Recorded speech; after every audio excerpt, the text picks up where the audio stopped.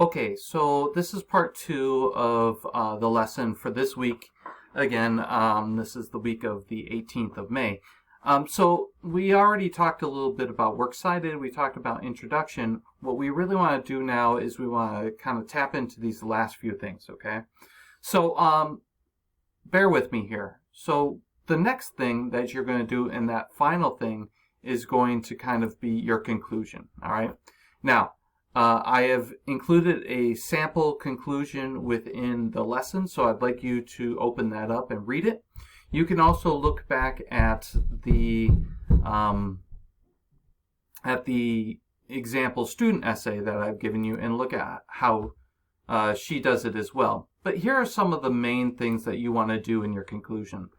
I know in elementary school some of the things that people have been taught is that in the conclusion, all you need to do is repeat your introduction.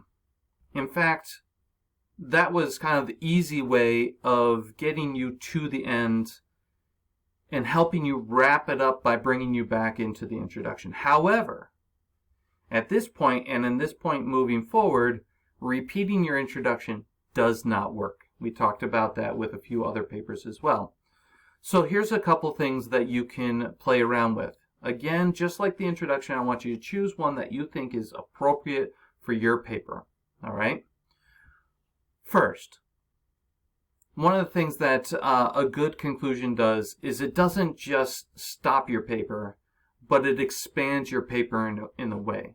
It helps you bring this issue, whatever you researched, into the broader ideas of the world. All right?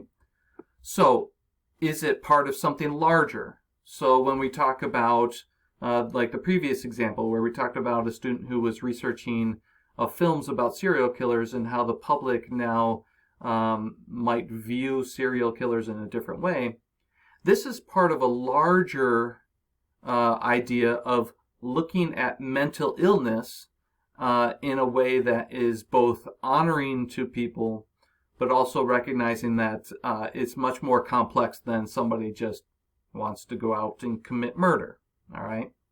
So you see how they can now bring this to a larger picture of mental health awareness, all right?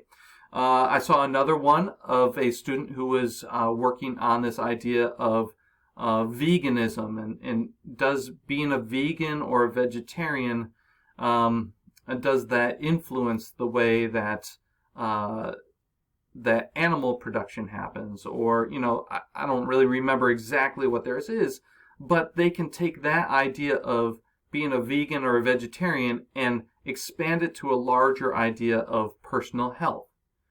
So, that's the main thing about a conclusion. One thing that it does is it expands the topic and helps fit it into a larger topic or movement, all right?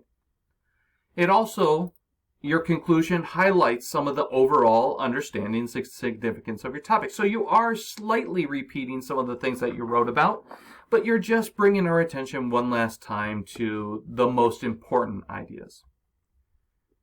If your paper is about something that's in the process, what's the next step, right? What should we do now? What do we need to consider now that we've done this research? So is there something that we as a reader, don't think about just Mr. Merrick reading it, but we as a reader, is there something else that we can do? Is there an action that we can take? All right? And then the final thing that you can do here is offer a new question for additional research. We talked about this before. Some of you were struggling. You're like, oh, but I don't have an answer to this yet. Well, fine. That is totally fine not to have an answer to it. But does that help point us in a direction of something else that should be researched? So, for instance, if you think that that little area within your topic hasn't been researched enough, maybe you add a little bit of a thought-provoking question that you still have and that can still be answered. And maybe, help somebody who picks up this paper realize that, hey, there's still something that could be studied. It's not a stale topic. All right? So what you want to do within your conclusion is try to hit all 4 of these things. Expand the topic, meaning don't write more, but how does it fit into a larger issue? Highlight some of the main things from your paper. What is a next step? And or what is a question that you still have for additional research? Remember that this is a short research paper. This is not a collegiate thesis or anything like that. So you do not need to act like the 100% expert on this issue. You might still have some things that you need to look at, okay? And that brings us to the final things. It will be nice when you get to this point where all you have to do is format everything and make sure that it is ready to go. One of the last things that you're going to add is you're going to add a two-part title. We talked about these with your papers and previously with Fahrenheit 451, where you were basically including a title that catches the reader's attention with some sort of catchy hook, and then gives an idea of like specifically what is it that you're researching. All right. So we did these two-part titles before. You need to include another two-part title for this one as well. If you need an example, go back to the student example that I've posted there. Look at her example. That works really well. And then the last thing is quickly formatting your paper. All right? So let's talk a little bit about this. I helped you out a little bit with the body paragraphs by helping you recognize that you have to write your name. You have to write the professor or the teacher, right? So here you could just write Mr. Myrick. What's the class? So this is English 1. And then what is the date that you are publishing this, all right? So your publication date is going to be this Friday, the 22nd. So May 22nd, 2020. And there you have all that information, all right? Notice how this is double-spaced as well.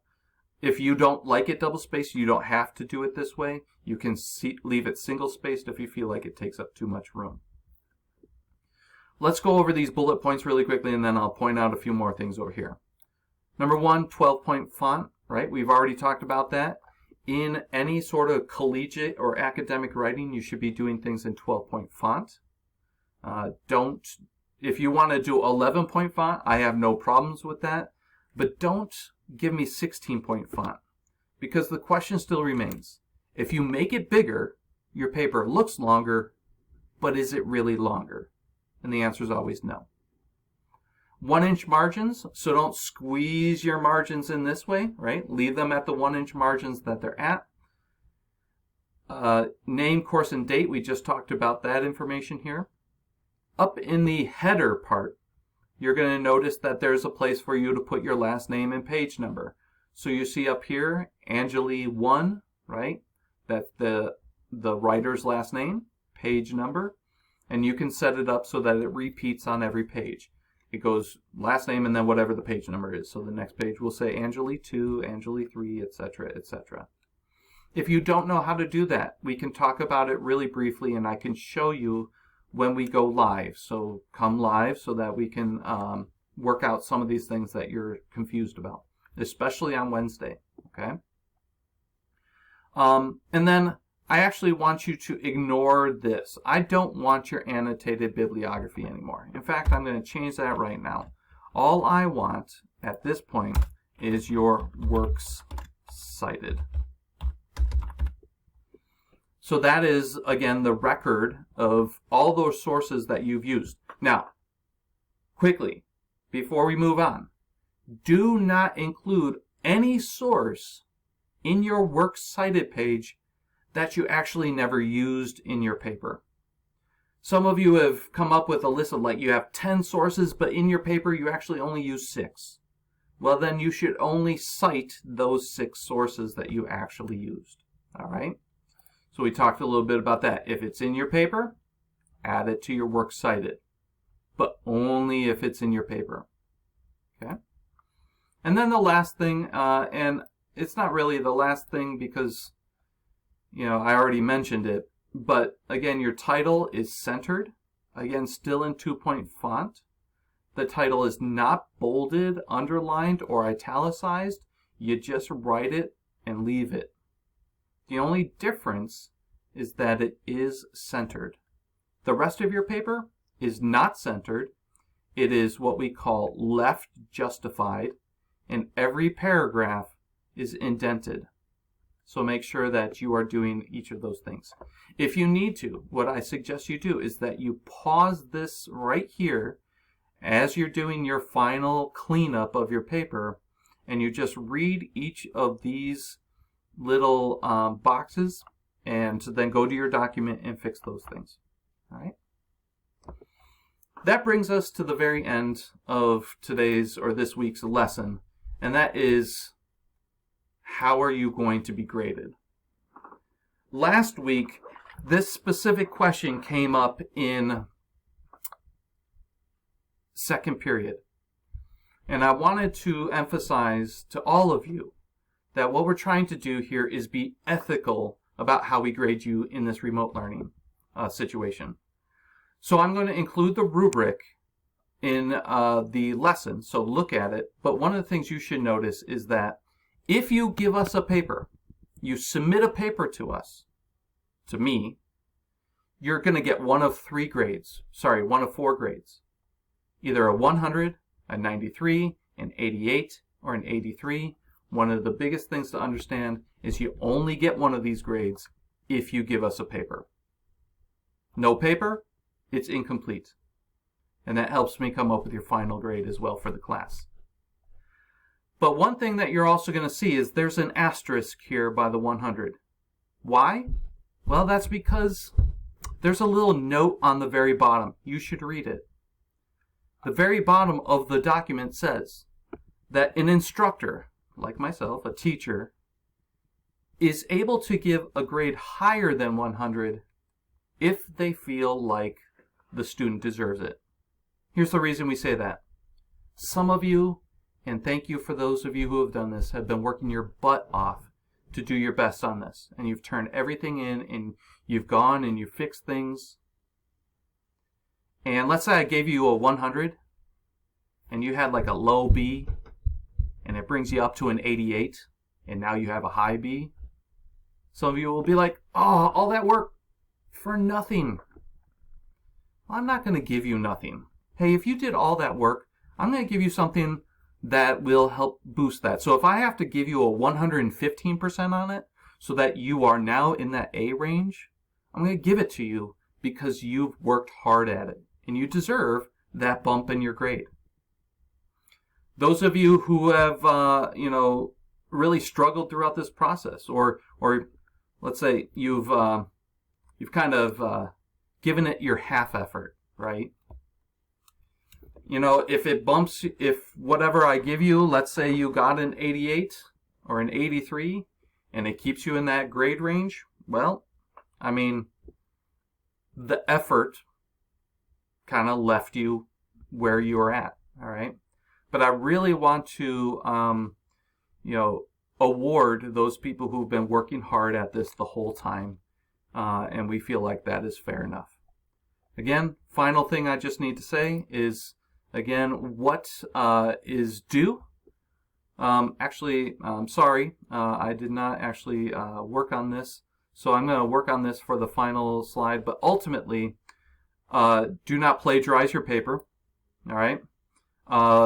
Look at the rubric, and ultimately, your paper, finalized and polished up, is due at 11:59 p.m. on Friday. So due Friday, 5/22, by 11:59 p.m., submitted on Classroom. All right? That is your goal for this week. So I will let you look at all of this, and during my online time, during those hours, please come by, ask lots of questions if you have them, and I'll try to get you set up so that you are very successful in this paper. All right? Remember, we don't have much more time, so this is, put your best effort forward, and you'll be rewarded for it. So I hope you have a good day. I will see you when I go live.